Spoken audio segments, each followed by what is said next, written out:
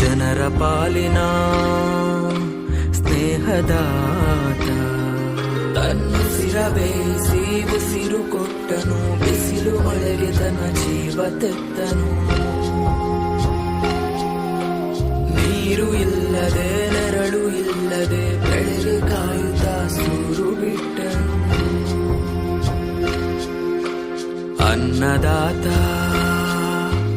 ಅನ್ನದಾತ ನಮಗೆ ನೀವೇ ದೇವದೂತ. ನಿಸ್ವಾರ್ಥ ಸೇರಿ ಶ್ರಮದ